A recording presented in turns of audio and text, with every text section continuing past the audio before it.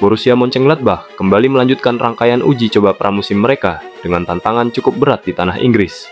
Kali ini, mereka bertandang ke Stadion Community Gitek, markas Brentford, pada Sabtu 9 Agustus 2025 dini hari. Dalam laga yang berlangsung dengan tempo tinggi dan penuh aksi ini, kedua tim akhirnya harus puas berbagi skor 2-2. Hasil imbang tersebut bukan sekadar angka di papan skor. Bagi Gladbach, pertandingan ini menjadi bagian penting dalam proses pembentukan chemistry tim sebelum memasuki kompetisi Bundesliga 2025-2026. Sementara bagi Brentford, laga ini menjadi ujian melawan tim Eropa yang punya gaya bermain berbeda dari lawan-lawan Premier League yang biasa mereka hadapi. Begitu peluit pertama dibunyikan, atmosfer langsung menghangat. Brentford yang bermain di depan pendukungnya tampil agresif. Hanya 5 menit laga berjalan, Fabio Carvalho sudah mengirimkan peringatan keras. Dari sisi kanan, ia melepaskan umpan silang terukur, namun kiper Gladbach, Moritz Nicolas, sigap memotong bola sebelum Mikkel Damsgaard yang sudah bersiap di kotak penalti bisa menyambar. Gladbach tak tinggal diam. Mereka mulai mengatur ritme, memainkan bola dari kaki ke kaki, dan berusaha memecah pressing Brentford.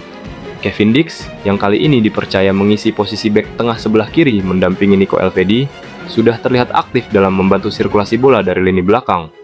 Sentuhan-sentuhan awalnya menunjukkan ketenangan, meski tekanan dari lini depan Brentford cukup intens. Memasuki menit ke-20, peluang emas datang bagi Gladbach. Patrick Stoger mengambil tendangan bebas cepat yang mengejutkan pertahanan Brentford. Bola mengarah ke Elvedi yang melakukan sundulan, namun sayang arahnya sedikit terlalu tinggi dan melambung di atas Mistar. 5 menit berselang, giliran Sepp van den Berg yang mendapat peluang lewat tandukan hasil sepak pojok. Namun Nicolas, kiper Brentford, melakukan penyelamatan refleks brilian untuk menjaga gawangnya tetap aman.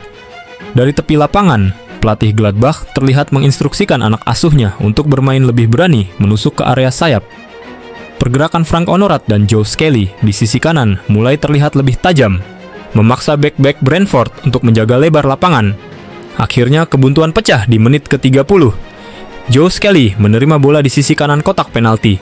Upaya pertamanya diblok, namun ia dengan cepat merebut kembali bola liar dan mengirimkan umpan silang mendatar ke tiang jauh. Di sana, Grant Leon Ramos sudah menunggu tanpa kawalan berarti. Dengan satu sentuhan pasti, ia menceploskan bola ke gawang dan membawa Gladbach unggul 1-0. Gol ini seakan melepaskan beban dari skuad Gladbach. Para pemain tampak lebih lepas dalam mengalirkan bola, sementara Kevin Dix mulai berani naik hingga garis tengah untuk memberi opsi umpan. Peluit babak pertama berbunyi, dan tuan rumah masuk ruang ganti dengan defisit 1 gol, namun masih menyimpan potensi besar untuk membalikkan keadaan. Babak kedua dimulai dengan kejutan. Baru 1 menit berjalan, Brentford menciptakan peluang berbahaya. Carvalho menyambut crossing dengan tandukan keras, namun Nicolas kembali menjadi pahlawan dengan penyelamatan gemilang. Gladbach merespons cepat.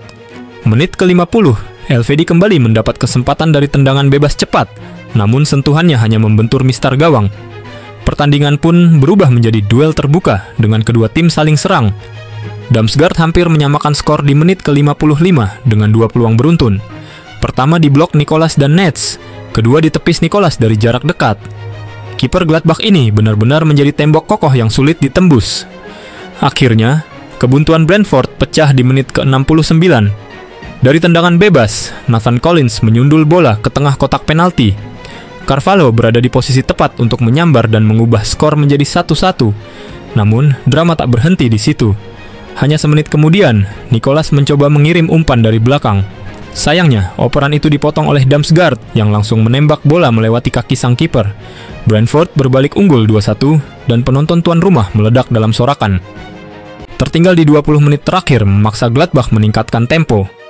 Kevin Dix mulai lebih sering maju ke sepertiga akhir lapangan, mencoba memberikan umpan panjang diagonal yang memecah garis pertahanan lawan. Peranannya tidak mencolok di statistik, namun vital dalam menjaga transisi tim tetap seimbang. Menit ke-86, usaha Gladbach akhirnya berbuah manis. Dari kombinasi Ulrich, Kastrop, dan Haak, bola sampai kepada Frank Honorat yang melepaskan tembakan rendah terukur ke sudut gawang. Skor kembali imbang 2-2.